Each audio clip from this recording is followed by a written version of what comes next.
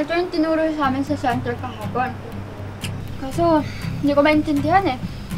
Ang hirap kasi kababalik ko lang sa pag-aaral. Dali-dali lang na ito eh. Ayan, tira mo. Magkaiba yung denominator, kaya hindi mo pwede basta-basta i-add yan. Hanapin mo muna yung common denominator.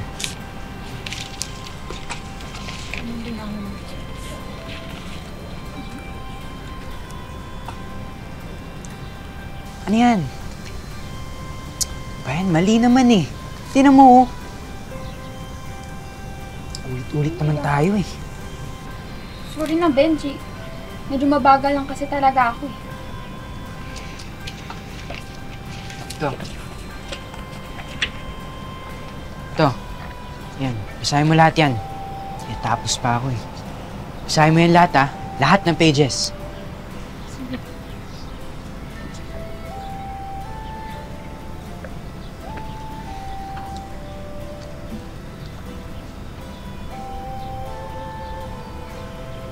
Babasa ka ba?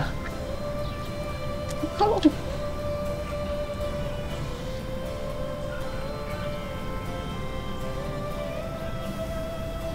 Basahin mo nga yan. Sige na.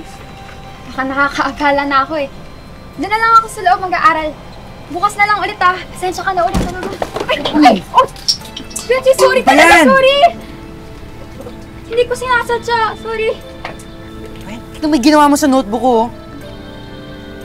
Bagal mo na nga matuto, nanggugulo ka pa. Bahala ka na nga dyan. Sorry talaga, Benji. Miss.